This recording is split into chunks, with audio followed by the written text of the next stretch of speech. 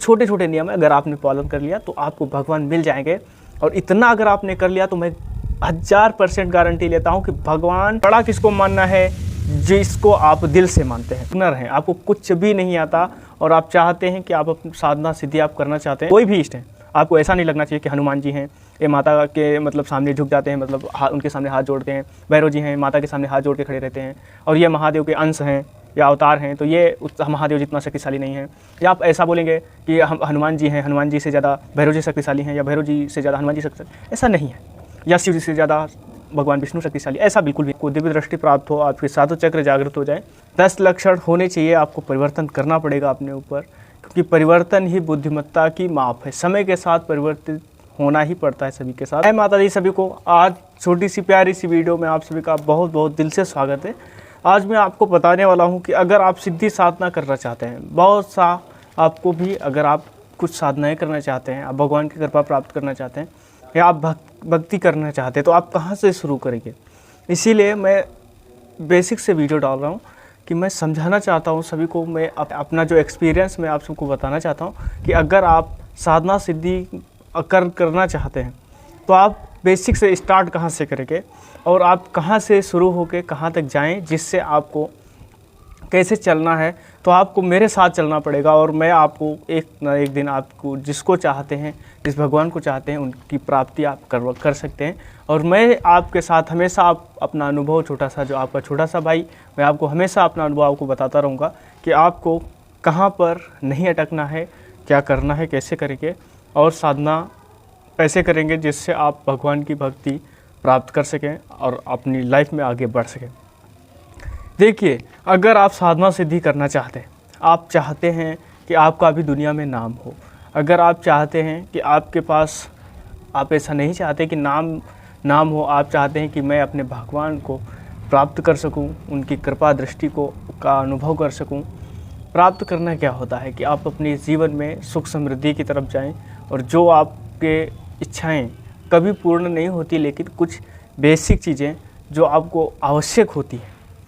इच्छाएं तो बहुत होती हैं, लेकिन कुछ चीज़ों की आवश्यकता होती है जिनके बिना कुछ कार्य नहीं चलता। वो चीज़ें आपको हमेशा समय समय पर आपको प्राप्त होती रहें और अपनी लाइफ में आपको दुख तकलीफ, बीमारी या किसी भी विवाद या किसी भी प्रकार की कोई दिक्कत को झेलना ना पड़े। इसीलिए आपको साधना सिद्धियों में आगे आना चाहिए। अब मैं आपको आज बताने वाला हूं कि अगर आप साधना करते हैं, आप चक्रों के ऊपर काम कर रहे हैं, आपको मतलब आप दिव्य दृष्टि प्राप्त करना चाहते हैं, तो कैसे कैसे क्या क्या करेंगे, क्या स्टेप फॉलो करना पड़ेगा आपको, कैसे कैसे आप चलेंगे जिससे आपको दिव्य दृष्टि प्राप्त हो, आपके सातों चक्र जागृत हो जाए और आप जन कल्याण करना चाहें तो जन कल्याण करें, नहीं तो आप अपनी जीवन को सुधार सकते हैं और साधना सिद्धि करके आप जो नहीं सो आप कर सकते हैं। देखिए, आज मैं आपको बताने वाला हूं कि अगर आप मंत्र जाप करना, आप बिल्कुल बिगिनर हैं, आपको कुछ भी नहीं आता और आप चाहते हैं कि आप अपनी साधना सिद्धि आप करना चाहते हैं, तो देखिए, सबसे पहले आपके अंदर ये 10 लक्षण होने चाहिए। 10 लक्षण होने चाहिए, आपको परिवर्तन करना पड़ेगा अपने ऊपर, क्योंकि परिवर्तन ही बुद्धिमत्ता की माप है। समय के साथ परिवर्तित होना ही पड़ता है सभी के साथ, परिस्थिति के अनुसार ही आपको अपने आप को परिवर्तित करना पड़ेगा। देखिए, करना क्या है आपको, अगर आप आगे जाना चाहते हैं साधना सिद्धियों में, तो आपको कुछ बेसिक नियमों का पालन करना चाहिए, जिससे आपको अपनी सिद्धि साधनाओं में, आप अपने देव दर्शन में या जब भी आप किसी भी देवी देवता की कृपा पाने में आप प्राप्त कर सके और जिसको भी आप चाहें उनके भी शरण में मतलब कुछ उनकी कृपा का अनुभव आप कर सकें। देखिए, आप कुछ बेसिक नियमों का पालन करना है। पहला जो नियम है, मैं कुछ टिप्स लिख के रख लेता हूँ, वो मैं बोल रहा हूँ। पहला नियम है सही लक्ष्य। अगर आप साधना कर रहे हैं तो आपको क्या, आपका टारगेट क्या है, आप साधना करके करना क्या चाहते हैं। बहुत से लोगों को यही नहीं पता होता है कि मैं साधना करने जा रहा हूँ। साधना का संकल्प तभी लिया जाता है जब शरीर से शारीरिक कष्ट हो, मानसिक कष्ट हो, या किसी भी प्रकार का कोई दुख हो, या फिर आपको भगवान की प्राप्ति की इच्छा हो, तभी साधना की जाती है। तो साधना में आपका लक्ष्य क्या है, पहले वो निर्धारित करें। अगर आपके कोई दुश्मनी के लिए आप सोच रहे हैं कि मैं साधना करके मैं किसी के साथ गलत करूँगा, तो आप साधना के क्षेत्र में बिल्कुल ना आए, नहीं तो आपको हानि हो सकती है। दूसरा है, अगर आपका लक्ष्य सही है, आप जन कल्याण करना चाहते हैं, लोगों की सेवा करना चाहते हैं, या फिर लोगों की नहीं करना चाहते, अपनी खुद की भी सेवा करना चाहते हैं, अपने परिवार की सेवा करना चाहते हैं और चाहते हैं कि आप या फिर आप भगवान की प्राप्ति करना चाहते हैं, तो बहुत बेहतरीन रहेगा। आपको तंत्र मार्ग से आपको भगवान जल्दी मिल जाते हैं। तंत्र और भक्ति दोनों मार्गों से, जिस भी मार्ग से आपको ज़्यादा श्रद्धा भाव रहेगा उस मार्ग से आपको भगवान मिल जाते हैं। दूसरा है, अगर आप भगवान पर विश्वास, भगवान पर आपको विश्वास होना अति आवश्यक है। आपके कोई भी इष्ट हैं, आपको ऐसा नहीं लगना चाहिए कि हनुमान जी हैं, ये माता के मतलब सामने झुक जाते हैं, मतलब उनके सामने हाथ जोड़ते हैं।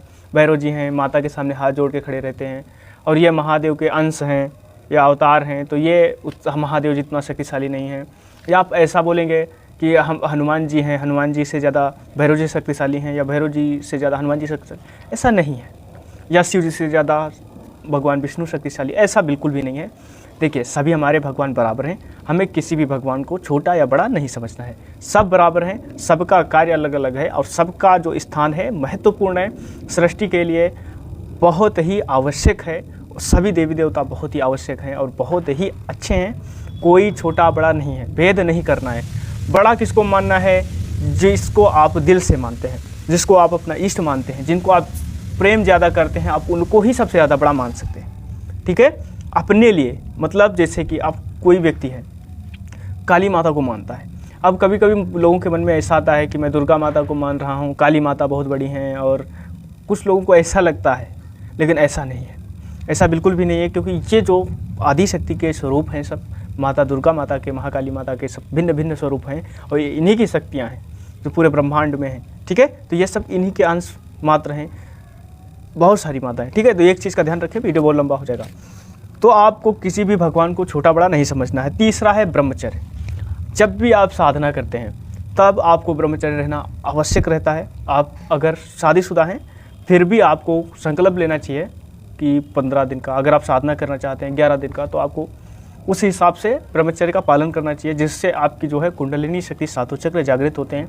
और धीरे धीरे अगर आप ब्रह्मचर्य का पालन करते हैं तो धीरे धीरे 1 2 3 4 5 6 इस तरह से आपके सातों चक्र जागृत हो जाते हैं और आप मतलब सिद्ध हो जाएंगे। ये थोड़ा सा लंबा प्रोसेस होता है। ठीक है, तो इसमें बिना ब्रह्मचर्य के कोई भी चक्र जागृत इतनी जल्दी नहीं होता, कुंडलिनी शक्ति भी जागृत नहीं होगी अगर आपके पास ब्रह्मचर्य नहीं है, तो ये होना चाहिए। चौथा है पूजा। आपको अगर आपका जो डेली का रूटीन है बहुत ही व्यस्त रहते हैं, बहुत टफ है, तो अब आपको क्या करना है, आप किसी भी टाइम पे आप अपने इष्ट की किसी भी समय पूजा कर सकते हैं, किसी भी समय पूजा कर सकते हैं। सुबह अगर दोपहर में आपको टाइम है तो दोपहर में भी कर लीजिए, जब भी आपको समय मिले पूजा अवश्य करनी चाहिए। आज ना मिले कल करें, कल नहीं तो परसों, जब भी टाइम मिले, जैसे ही टाइम मिले वैसे ही तुरंत पूजा करनी चाहिए अपने इष्ट की। इससे इष्ट प्रसन्न होते हैं और आपको आशीर्वाद देते हैं, जिससे आप अपनी साधना सिद्धियों में जो भी कार्य कर रहे हैं उसमें आप आगे जाएंगे। पांचवा जो छठा है वो है सभी जो भी मतलब ये समझ लीजिए कि हमारे आसपास रोड पर चलते हैं या कहीं जाते हैं, कहीं घूमने जाते हैं, या कहीं आपको ऐसा लगता है कि हमारी जो माताएं बहनें रास्ते से गुजरती हैं, तो बहुत से लोग गलत कमेंट करने लगते हैं। नहीं, ऐसा नहीं करना। अगर आप साधना सिद्धियों में आना चाहते हैं, एक साधक बनना चाहते हैं, अपना सब कुछ करना चाहते हैं, तो आपको बिल्कुल इन चीज़ों पर ध्यान नहीं देना है। अगर कोई है, अगर आपके अंदर कुछ मलिन विचार भी आ रहे हैं, तो उन मलिन विचार अपने मन से कहना है कि ये मेरी बहन है, ऑटोमेटिक वो सारे मलिन विचार बंद हो जाएंगे। और अगर आपकी माँ की उम्र की है तो कहना है ये मेरी माँ है। और ये सबको देखना है, इस नज़रिए से आपको सबको देखना है। अपने बड़ों का सम्मान करना है, अपने माता पिता, अपने बड़े भाइयों का सम्मान करना है। ये बेसिक नियम है। अगर आप ऐसा नहीं करेंगे तो आपको बहुत ज़्यादा मेहनत करनी पड़ेगी साधनाओं में, तो मिलेंगे फिर भी। ऐसा नहीं है कि अगर आप इन नियमों का पालन अगर नहीं करेंगे तो ऐसा नहीं है, भगवान मिलेंगे। लेकिन अगर वो इस नियमों को पालन करके अगर आप एक दिन में प्राप्त कर लेंगे तो शायद आपको महीनों लग जाएं, साल भी लग सकते हैं। ठीक है, तो आपको ये सातवां जो है क्रोध। पूजा, जप, पाठ, ध्यान, त्राटक या किसी भी क्रिया में, आप योगासन में किसी भी कार्य को कर रहे हैं, उस समय पर किसी के ऊपर क्रोध नहीं करना है। साधना के दौरान क्रोध बिल्कुल भी ना किया जाए, ज़्यादा बेहतर रहेगा। और क्रोध अहंकार को जन्म देता है, अहंकार क्रोध को जन्म देता है। मतलब जब अहंकार होता है तभी क्रोध आता है। ठीक है, तो ये सब सारी चीज़ें पाप की जड़ है। क्रोध में किया हुआ सारी चीज़ें व्यर्थ ही, बहुत ही खराब होती है। इसका जो परिणाम होता है बुरा ही होता है, अच्छा नहीं होता। आठवां जो है लोभ। अगर आप साधना सिद्धि करना चाहते हैं तो आपको लोभ नहीं होना चाहिए। लोभ किसका? बहुत से लोग आपको ऐसा बताएंगे कि बहुत सारी शक्तियाँ ऐसी भी हैं जो पैसा भी देती हैं, ऐसा नहीं है।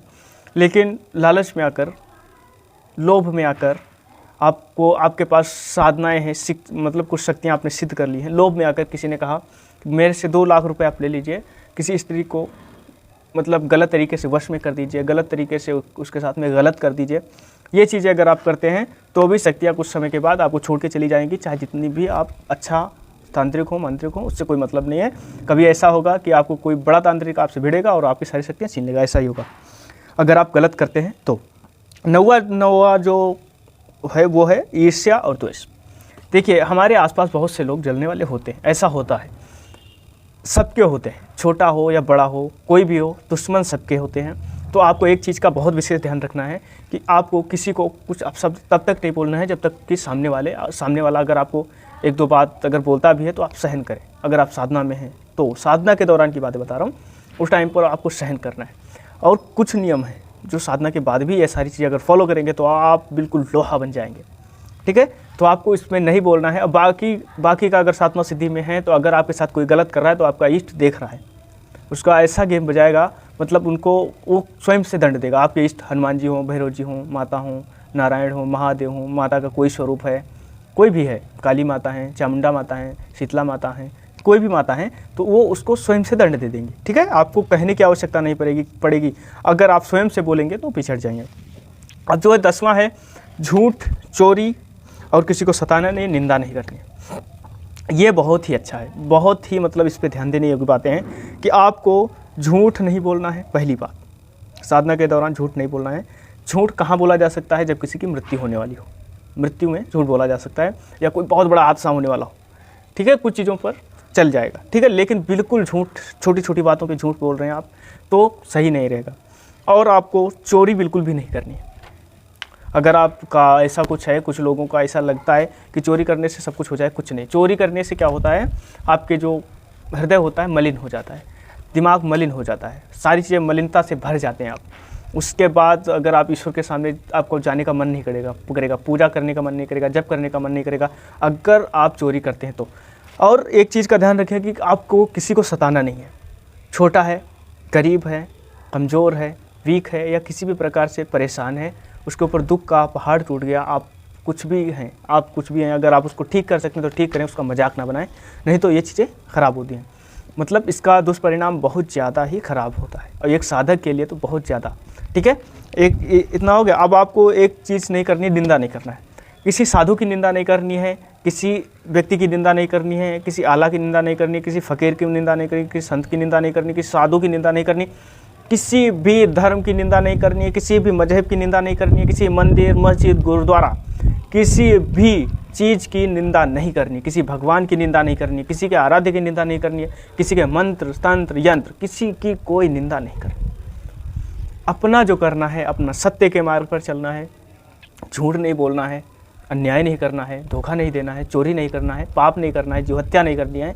ये सारी चीज़ें करने के बाद आपको किसी की निंदा नहीं करनी है। बस ये छोटे छोटे नियम है, अगर आपने पालन कर लिया तो आपको भगवान मिल जाएंगे। और इतना अगर आपने कर लिया तो मैं 1000% गारंटी लेता हूँ कि भगवान, जो लोग बोलते हैं कि नहीं मिलते, वो आपको इतनी जल्दी मिल जाएंगे कि आप सोच नहीं सकते। उसके बाद एक लास्ट ऐड कर लेना, भक्ति, अखंड भक्ति, प्रचंड पुरुषार्थ आपके अंदर होना चाहिए। आप आलसी नहीं होने चाहिए। ऐसा नहीं है कि किस्मत के भरोसे बैठे हैं, खाना भगवान बना के देंगे, ऐसा नहीं। मेहनत भी करनी है, मेहनत करने के साथ भक्ति करनी, भक्ति के साथ सारे नियमों का पालन करते धीरे धीरे आगे बढ़ना है, तो भगवान आपको मिलेंगे, 100% मिलेंगे। साधना कर रहे हैं, तपस्या कर रहे हैं, जाप कर रहे हैं, पाठ कर रहे हैं, चालीसा का पाठ कर रहे हैं, कुछ भी कर रहे हैं, उसमें आपको भगवान मिलेंगे। वीडियो लंबा हो जाएगा, थोड़ा सा इसको लास्ट तक देखें, इसके बिल्कुल भी ना करें। पूरा ज्ञान लेके आपको मैं 100% लिख के दे सकता हूँ कि कभी आप फंसेंगे नहीं, आप अपनी लाइफ में सब कुछ कर पाएंगे जो आप सोचेंगे। चलिए ठीक है, जय माता दी, जय भैरव, जय महाकाल, जय महाकाली, हर हर महादेव, शंभु सूत्रधारी। मिलते हैं अगले वीडियो में, तब तक के लिए प्यारा प्यारा जय माता दी। और एक चीज़ का ध्यान रखें, कभी भी किसी का बुराई नहीं करना है। जाप ध्यान पाठ इस पे करने से, जैसा बताया गया वीडियो में, पूरा ध्यान से सुने, और जो ऐसा कर रहा है उसको वीडियो भेज दें। जय माता दी सभी को प्यारा प्यारा। मिलते हैं अगले वीडियो में। जय श्री कृष्ण, राधे राधे। जो लोग बोलते हैं कि नहीं मिलते, वो आपको इतनी जल्दी मिल जाएंगे कि आप सोच नहीं सकते। उसके बाद एक लास्ट ऐड कर लेना, भक्ति, अखंड भक्ति, प्रचंड पुरुषार्थ आपके अंदर होना चाहिए। आप आलसी नहीं होने चाहिए। ऐसा नहीं है कि किस्मत के भरोसे बैठे हैं, खाना भगवान बना के देंगे, ऐसा नहीं। मेहनत भी करनी है, मेहनत करने के साथ भक्ति करनी, भक्ति के साथ सारे नियमों का पालन करते धीरे धीरे आगे बढ़ना है तो भगवान आपको मिलेंगे, 100% मिलेंगे। साधना कर रहे हैं, तपस्या कर रहे हैं, जाप कर रहे हैं, पाठ कर रहे हैं, चालीसा का पाठ कर रहे हैं, कुछ भी कर रहे हैं, उसमें आपको भगवान मिलेंगे। वीडियो लंबा हो जाएगा, थोड़ा सा इसको लास्ट तक देखें, इसके बिल्कुल भी ना करें। पूरा ज्ञान लेके आपको मैं 100% लिख के दे सकता हूँ कि कभी आप फंसेंगे नहीं, आप अपनी लाइफ में सब कुछ कर पाएंगे जो आप सोचेंगे। चलिए ठीक है, जय माता दी, जय भैरव, जय महाकाल, जय महाकाली, हर हर महादेव, शंभु सूत्रधारी। मिलते हैं अगले वीडियो में, तब तक के लिए प्यारा प्यारा जय माता दी। और एक चीज़ का ध्यान रखें, कभी भी किसी का बुराई नहीं करना है जाप ध्यान पाठ इस पे करने से। जैसा बताया गया वीडियो में पूरा ध्यान से सुने और जो ऐसा कर रहा है उसको वीडियो भेज दें। जय माता दी सभी को प्यारा प्यारा। मिलते हैं अगले वीडियो में। जय श्री कृष्ण, राधे राधे। जो लोग बोलते हैं कि नहीं मिलते, वो आपको इतनी जल्दी मिल जाएंगे कि आप सोच नहीं सकते। उसके बाद एक लास्ट ऐड कर लेना, भक्ति, अखंड भक्ति, प्रचंड पुरुषार्थ आपके अंदर होना चाहिए। आप आलसी नहीं होने चाहिए। ऐसा नहीं है कि किस्मत के भरोसे बैठे हैं, खाना भगवान बना के देंगे, ऐसा नहीं। मेहनत भी करनी है, मेहनत करने के साथ भक्ति करनी, भक्ति के साथ सारे नियमों का पालन करते धीरे धीरे आगे बढ़ना है तो भगवान आपको मिलेंगे, 100% मिलेंगे। साधना कर रहे हैं, तपस्या कर रहे हैं, जाप कर रहे हैं, पाठ कर रहे हैं, चालीसा का पाठ कर रहे हैं, कुछ भी कर रहे हैं, उसमें आपको भगवान मिलेंगे। वीडियो लंबा हो जाएगा, थोड़ा सा इसको लास्ट तक देखें, इसके बिल्कुल भी ना करें। पूरा ज्ञान लेके आपको मैं 100% लिख के दे सकता हूँ कि कभी आप फंसेंगे नहीं, आप अपनी लाइफ में सब कुछ कर पाएंगे जो आप सोचेंगे।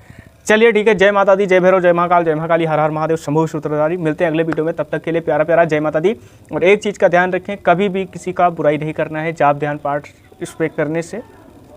जैसा बताया गया वीडियो में पूरा ध्यान से सुने और जो ऐसा कर रहा है उसको वीडियो भेज दें। जय माता दी सभी को प्यारा प्यारा। मिलते हैं अगले वीडियो में। जय श्री कृष्ण, राधे राधे।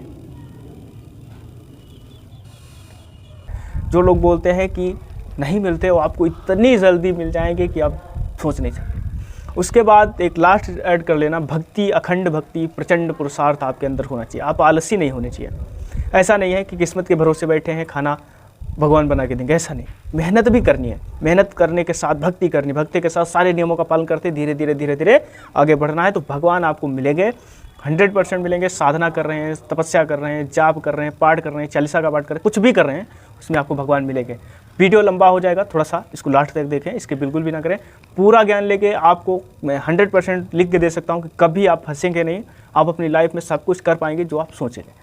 चलिए ठीक है, जय माता दी, जय भैरव, जय महाकाल, जय महाकाली, हर हर महादेव, शंभु सूत्रधारी। मिलते हैं अगले वीडियो में, तब तक के लिए प्यारा प्यारा जय माता दी। और एक चीज़ का ध्यान रखें, कभी भी किसी का बुराई नहीं करना है जाप ध्यान पाठ इस पे करने से। जैसा बताया गया वीडियो में पूरा ध्यान से सुने और जो ऐसा कर रहा है उसको वीडियो भेज दें। जय माता दी सभी को प्यारा प्यारा। मिलते हैं अगले वीडियो में। जय श्री कृष्ण।